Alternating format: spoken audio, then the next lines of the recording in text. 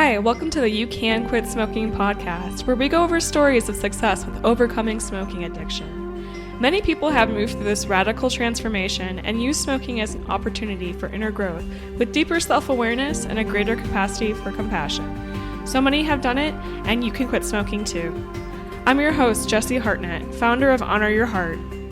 Hi everyone, I'm here today with Deana, and I'm so happy she's here. Deana, do you want to introduce yourself? Hi, Jessie. My name is Deana Kiser. I am from New Jersey, Swartsville, New Jersey, and I am a former 35-year smoker who successfully quit a little over 14 months ago. I count each month down. Well, thank you so much for being here today. I'd love to hear more about your experience with smoking, how you started, how you quit, and what's changed for you since you decided to quit. My very first cigarette I had, this is going to be shocking to some people, I was 10 years old. I always would look at people smoking. I always liked it. It looked sophisticated. I was drawn into it. I liked the whole thing as a child. And a friend of mine and I stole some of the grown-up cigarettes, and we went down to the bridge down the road and we smoked the cigarettes. I don't remember coughing. I remember liking it. I remember, oh, I like this. This is good. And it's not like I picked it up and started becoming a smoker at 10 years old. That was just my introduction to it. And then I didn't really smoke. Maybe I snuck here or there a couple times over the years until 7th grade and 8th grade. My bestie then, in those years, during the middle school type years, we went down to the convenience store downtown after school. We were good kids. I was a good kid. I had good grades. I played sports. I wasn't like I was a hoodlum. I just loved smoking. She was a good kid too. There was a cigarette machine in the convenience store in those days. It was 1984 or so. There were cigarette machines. So we had a thing. We were going to try every single cigarette brand that was fun to us. We'd buy a pack of cigarettes. We'd go down to the park and we'd smoke our cigarettes. And then I'd tuck them in, hide them, bring them home, hide the pack so my mother wouldn't find it. And then the next day, bring it back down to the bridge, smoke another 2 cigarettes. We did this and we tried every brand. I mean, we tried Lucky Strikes. They didn't have a filter.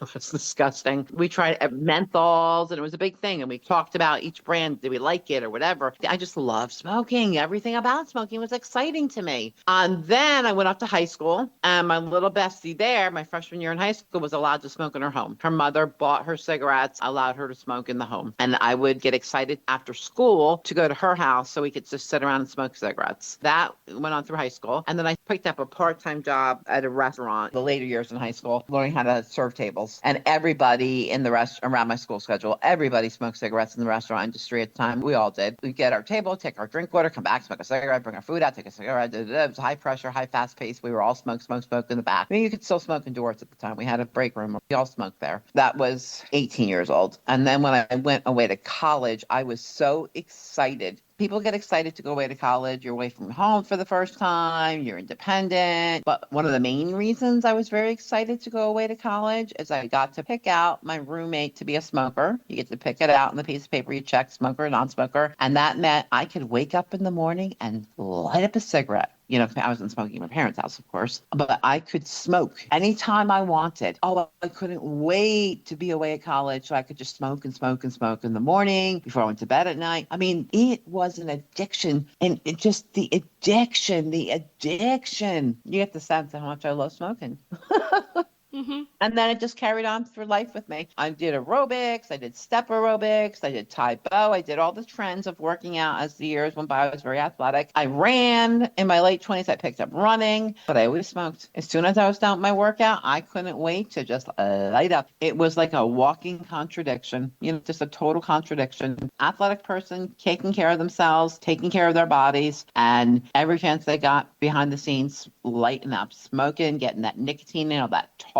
And I used to fool myself. I used to say, well, I'm running, so I'm opening up my lungs and I'm getting all this nice air in. So it's not going to matter that when I smoke, I put the bad crap in because I'm running and I'm opening my lungs up and that's clearing it all out. I used to play games with myself like that. Yep. So I just love smoke. And then everybody quit smoking. At the time after college, my friends in college, we all smoked, but everyone quit. People were no longer smoking. It became an embarrassment, an absolute humiliation that I was smoking. Nobody smoked at work. Nobody smoked social situations I was in. People didn't smoke anymore. It just was the monkey on my back that I couldn't get rid of. I tried many times to quit, many times to quit, and I couldn't do it. It was just humiliating. I eventually quit, just like I said, 14 months ago, but I had to use Chantix. I used the medication Chantix. It was the only way I could do it. It literally just was able to stop those receptors to the cravings. It was an aid for me, tremendous helpful, but it did send me on a mental merry-go-round the first few months. I mean, a really just spiral of like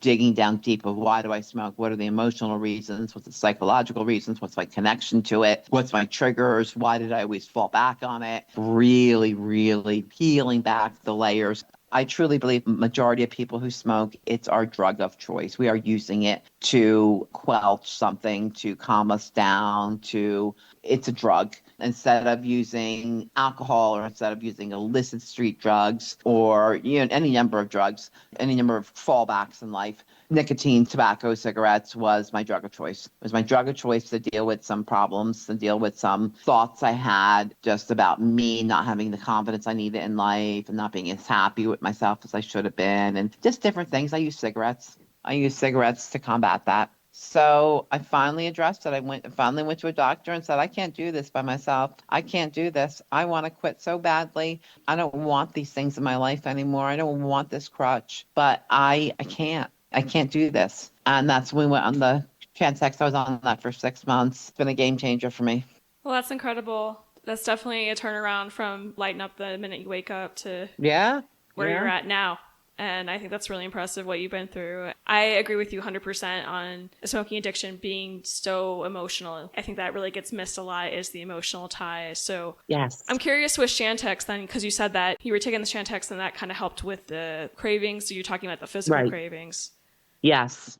Did you still have cravings for that stress relief or whatever you were kind of using it to help you cope emotionally? When a trigger would come up, it was dulled, but I'd still kind of like, oh, a cigarette's what I'm supposed to be doing right now. A cigarette is the answer right now. Like that would come very, very occasionally, rarely. And like weird things, what I noticed each season changed throughout the year. Like I'd be fine. I'd be in my normal situations. I used to get up in the morning, get my coffee, smoke my cigarettes. It was just part of my routine. And then I'd work out and then I'd do yoga and then I do a whole thing, but I had to have that half hour of smoking cigarettes in the morning, chain smoking my cigarettes. I had to have that. Well, that went away with the Chantix and with the quitting, and my mornings were fine. I didn't have that block of time anymore. After dinner was another time when I just like play on my phone and just calm down, relax for the night smoking. All those things were gone. Like all that was gone. But what I did notice, and this is so bizarre, but what I did notice is certain things like every season change, every time it changed the season, it would be like muscle memory. The first snowfall, I was sitting at work looking at the snow falling and thinking,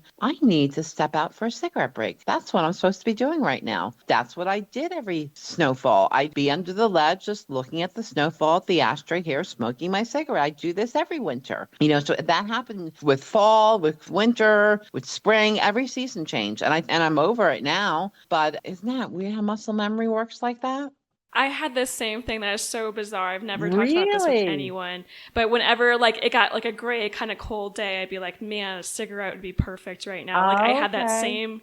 My husband's like, what are you talking about? Like it's difficult to describe. It's just like I don't know. There's something about this mood that I would smoke. So that's so funny. Okay. I thought I was crazy. I think I'm past the next. It's been over a year. I've gotten through each season. I didn't get it this summer because I quit in last year in May. So when it changed to summer this year, I didn't have that. I didn't have that feeling, Nice. but I did for fall, winter, and spring. But by summer, I didn't have it when we changed over. So I guess that's done. But yeah, like muscle memory attached to different things like that. And I wasn't on the Chantix anymore, so I don't have that. But otherwise, like I don't even think about cigarettes anymore. I really don't. I just don't even think about them. I still love the smell of them. If I walk past someone and they're like in front of a store smoking a cigarette, whatever, I could just sit there and people are like, that's gross, it's disgusting. And I think a freshly burned cigarette, I love the smell of. However, if someone walks past, they smoked a cigarette an hour ago or whatever, and it's on their clothes and in their hair and on their skin, whatever, it stinks. I'm like, oh my God, I walked around smelling like that. That's putrid. Like, I can't believe how offensive I must have been to people smelling like that, And I fooling myself, spraying myself with perfume and mints and thinking I was covering that up. There's no covering that up. There's no covering that up. I don't know if you had that experience where you're pulling out your winter coats. One just reeks like that old smoke. It's just like, wow. Like you have to kind of like go through all your things. Yes. I found cigarette butts in the bottom of old purses, the pocket of old coats, like actual half-smoked cigarette butts. I don't know what the heck they're doing there. And they stink. Yes, and the whole garment stinks. Yeah. I've had that. That's definitely one of those benefits to let go of that. What other kind of benefits have you seen show up, or have you? Any kind, physical, emotional? I sleep better. It was a stimulant. I used to have problems at waking up 2 in the morning and not being able to fall back asleep. That is not happening anymore. Emotionally, I feel like it's my emotions has leveled out. Now, I started therapy. When I quit smoking, I realized when I started spiraling out of control that I needed to talk to a therapist. Like there's some things that I had to deal with. Between therapy and just being off the cigarettes, I'm just so much more level-headed. I'm no longer constantly looking for that next fix, the next cigarette on the emotional mania. Where's my next cigarette? When can I have my next cigarette? I am just so much more calm. People will say, oh, well, smoking calms you. It is the exact opposite. Smoking leaves you filled with anxiety, looking for your next fix. Yeah, that was my experience too. Have you noticed that you have more resilience, even if something does put you off, you're stressed or, you're heightened? I had an easier time coming back. I believe so. Yeah. I think that just goes with being totally more level-headed, more resilience. Yeah, absolutely.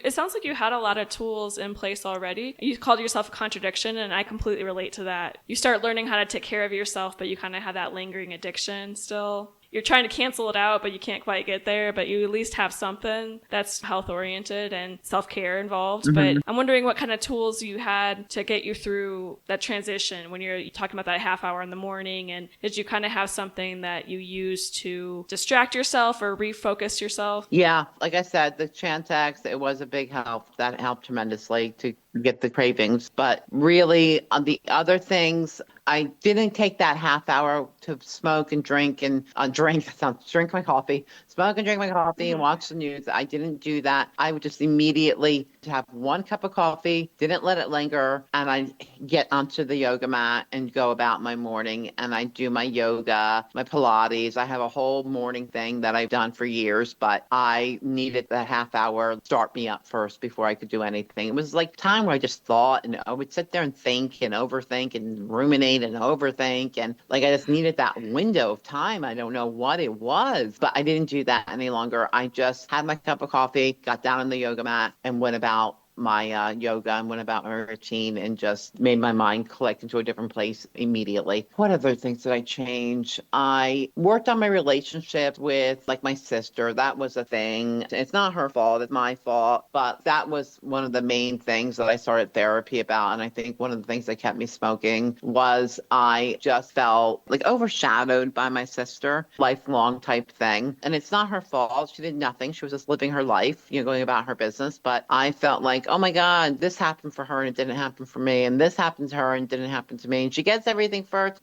And it was bothersome to me. And I think it's one of the reasons that I know it's probably the main reason I was smoking. And we've addressed that through therapy and through quitting smoking. Like I'm able to talk to my sister now and say, listen, like this has been a life struggle for me. And we've really cleared the air and we've worked on a relationship. And that's been great. And I mean, that's been freeing. That's been freeing. Yeah. I listen more. I listen to people more now instead of looking for my next fix. I'm more in tune with other people. I have a lot more time. I'm reading. I'm listening to podcasts. I started walking. Walking I really wasn't doing. I have a history of running and doing different things, but I had a back injury and I had some back surgeries and I have some chronic pain. So I kind of have to navigate life around this whole issue too. So I can't run anymore, but I started walking. So I walk like about 2 miles a day every day and listen to a podcast and just do that as opposed to laying on my back patio, smoking and scrolling on my phone. So it's just like filling my time differently and more wisely. Yeah, that all makes a lot of sense. It sounds like you're investing in yourself with your time then. Mm-hmm. I'm wondering too, with what you were talking about, with you feeling a lot of embarrassment around smoking and humiliated, and a little bit kind of what you're talking about with your sister. Have you noticed a change in your self-talk, the way that you talk to yourself, the way that you motivate yourself, just kind of that inner voice, the tone of it? Definitely. Yeah, Definitely. Feel like I'm just rounding myself out better. I think there was always me as a whole. There was with that smoking, it was always impeding me in some way. You know what I mean? It was a life impediment with that dark cloud of smoke following me around. Here's a perfect example of how I was humiliated to smoking. So I'm single, but I'm on the dating apps, go out and date men and things. And my profile said non-smoker, but I was a smoker. Do you know how many times they'd call me out and say, "You smoke?" And I'd say, "No." And I had masked myself with perfume before I went on the date. And I'd say, "No, I don't." And they're like, "Come on, you smoke. You smell like cigarettes." And it was just like, who did I think I was kidding? I want to date athletic men and men who are fit, men that like have a lifestyle like me. Do you think they're smoking? These men aren't smoking. They're not smokers. Then I'd be just caught in a lie and just keep denying it. And then be smoking, have a smoker's cough too on top of it Yeah. all. Yeah, it's awkward. Right. It's opened a lot of opportunities then for connection. Mm-hmm. That's Mm-hmm. wonderful. Mm-hmm. Same. Yeah. Because it used to be I only felt relaxed around other smokers. Oh, And right. sometimes if we didn't have anything in common except smoking. Yes. Yes, for sure. We had a secret handshake, didn't we? Yep. That's true. I think your experience is really amazing and really helpful. I am curious about this Chantix because I didn't go that route. How long did you take it, and did you have any side effects from taking it? I had a lot. I had the crazy dreams. You had to ride it out. I know a lot of people have tried the Chantix and they got off it because of the dreams and the different things. But I wrote it out. I was like, I'm going to deal with this. Is my last ditch effort to quit the smoking. I got to ride this out. I got to deal with the dreams because it sends you in crazy dreams. I got to deal with these vivid every night Technicolor situation in my sleep. I got to deal with going down this merry-go-round loop-de-loop of all this psychological, emotional, and this and that. It sends you on a spiral. But I'm glad I did it in the end. I got through it. I worked it out. I started therapy, and it was a whole process. They put you on, it's month to month. I was on it for a month, and then I told her that I'm not ready yet. We need to extend it. I think 3 months is what you're supposed to be on, but I still didn't feel ready. So she extended it out for me for another 3 months. You can be on it. I guess I've read online to a year if it's necessary. They don't like to do that. They like to make it 3 months, but I was on it 6 months, but I weaned myself off. I think it was month 5. I weaned myself off. I started taking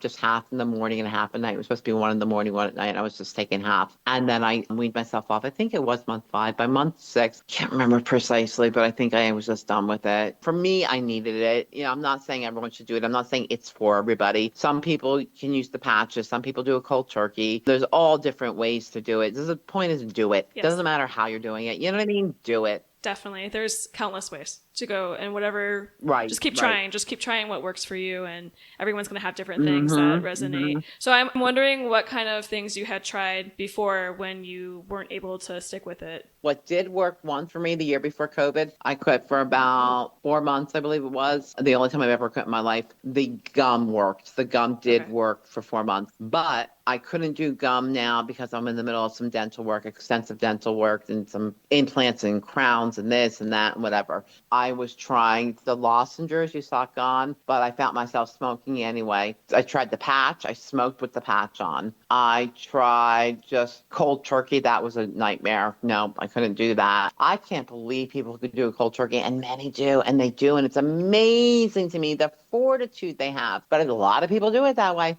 Just turn it off, just shut it off, and they get through it, and it's amazing. Tried the Nicorette AIDS. That's really all I tried. Thanks for sharing that, because it's really helpful. People get disheartened when they try and it doesn't work. And it's like, keep trying the thing until you find what works for you. It's really, Right, I've never right. met anyone that quit on their first try. Right, seriously, yeah.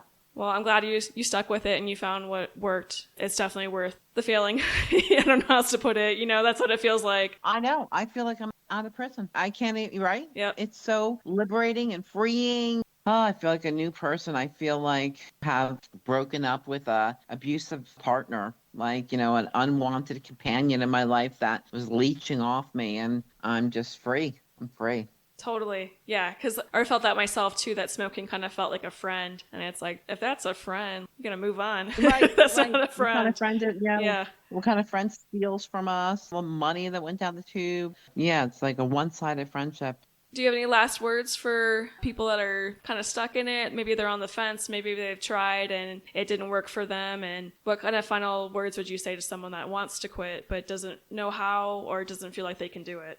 I'm going to say that anyone can do it. If I can do it, anyone can. I mean, I lived for it. I can do this. Anyone can. That is an overused expression, but it is so true. Don't give up. Keep trying. Find what works for you. Something will work for you. But inside, mentally, you have to really make that click that I'm done. Mm-hmm. I'm going to stop this. I'm going to stop this drip, this bleed. I am done. And keep trying till you find the thing. If you need an aid, if you can walk away cold turkey, that's wonderful. Do it. Get the mental fortitude. If you need an aid, find what works for you. The other thing that helped me was had little cinnamon sticks. It was like a tactile thing, you know, and Yeah. I would just kind of hold it in my hands, make pretend I'm smoking it. It had a taste to it, and I swirled around in my mouth, and I did that for a little while. I forgot to mention that. I want to mention that. Just keep trying. You can do it. Anyone can do it. You will feel like a brand new person. So worth the struggle. It is worth the struggle, isn't it? It is worth the struggle. Well, thank you so much. I really value your wisdom and your experience, and I know that each story that we go through helps somebody see what's possible for them. So thank you so much for opening up and your vulnerability and being here. Of course. I enjoyed talking to you. I hope it helps someone. I know it will. All right, everyone. I'll see you next Tuesday. Thank you.